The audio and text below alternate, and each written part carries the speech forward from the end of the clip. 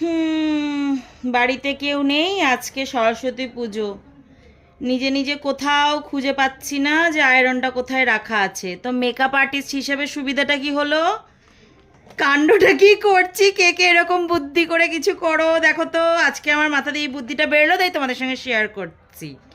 দেখো ব্লাউজটা আমার হেয়ার স্ট্রেটনার দিয়ে আয়রন করে নিচ্ছি, কি সুন্দর আয়রন হচ্ছে দেখো। দেখো কি অবস্থা, ধোয়ার পরে তো এরকম কুচকে গেছে, এবার এরকমভাবে তো পরা যায় না। তো আমি বুদ্ধিটা করলাম, কেন কি কোথাও আয়রনটা কোথায় রেখেছে আমি জানি না, খুঁজেও পাচ্ছি না। এই দেখো কে কে এই ঘটনা ঘটিয়েছে দেখো তো, কি সুন্দর আয়রন হয়ে যাচ্ছে। নাও এরকম একটা ট্রিক্স তোমাদের দিলাম, তোমরা এবার ইউজ করো এরমভাবে বুদ্ধি খাটিয়ে। দেখো সুন্দর আয়রন হয়ে যায় দেখো। চলো টাটা।